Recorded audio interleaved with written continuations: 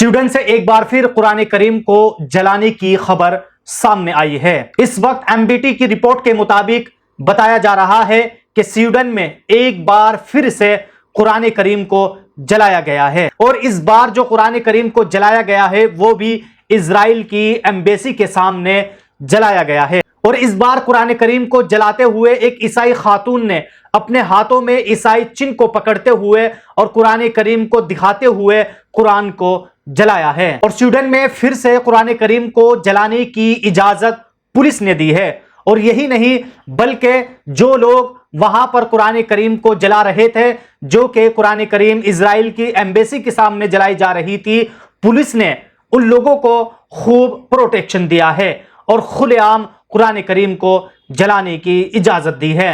हम सब जानते हैं कि स्वीडन से ऐसे वाकयात सामने को देखने को मिलते रहे हैं कि बार बार कुरान करीम की बेहुरमती की जा रही है और कुरान करीम को जलाया जा रहा था।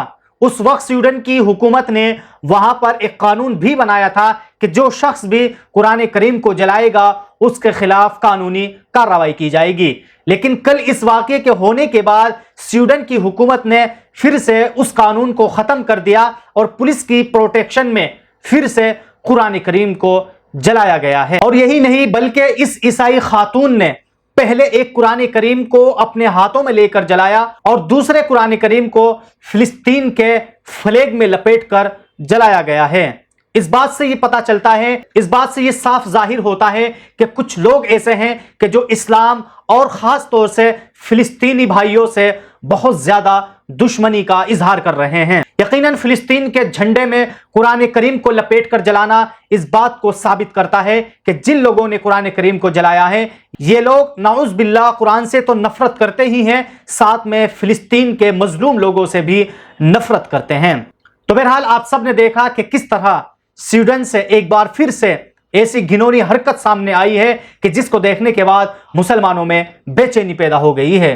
और क्यों बार बार स्वीडन में कुरान करीम को जलाने की हुकूमत इजाजत दे रही है, इसके पीछे क्या वजह हो सकती है, आप लोग हमें कमेंट बॉक्स में जरूर लिखें। अब आइए बात करते हैं कि तुर्की के सदर रजब तैयब अर्दोगान की तरफ से खबर आ रही है कि तुर्की के सदर रजब तैयब अर्दोगान ने इजराइल से अपने तमाम ताल्लुकात को खत्म कर दिया है और जो भी तुर्की के तिजारती ताल्लुकात थे इजराइल से उन तमाम ताल्लुकात को खत्म कर दिया है। इस खबर को तुर्किया उर्दू ने अपने ट्विटर हैंडल अकाउंट से शेयर करते हुए लिखा है, तुर्किया ने इजराइल से तमाम तिजारती ताल्लुकात खत्म कर दिए। अमरीकी मीडिया ने तुर्क जराए का हवाला देते हुए कहा है कि तुर्किया ने इजराइल से अपनी तमाम तिजारत रोक दी है और आज से इजराइल से तमाम एक्सपोर्ट इंपोर्ट पर पाबंदी लगा दी है। इजराइल ने तुर्किया के इस इक़दाम का शदीद एहतजाज किया है और इजराइल वजीर खारजा ने कहा है कि इजरायली एक्सपोर्ट और इंपोर्ट के लिए बंदरगाहें बंद करके तुर्क सदर उर्दवान ने तमाम मुआहिदात तोड़ दिए हैं। इजरायली वजीर खारजा का कहना था कि इजराइल दीगर ममालिक से तिजारती ताल्लुकात बनाएगा। तो बहरहाल आप सब ने तुर्की से ये बड़ी खबर देखी कि अब रजब तैयब अर्दोगान ने भी ऐलान कर दिया है कि हमने तिजारती ताल्लुकात इजराइल से खत्म कर दिए हैं।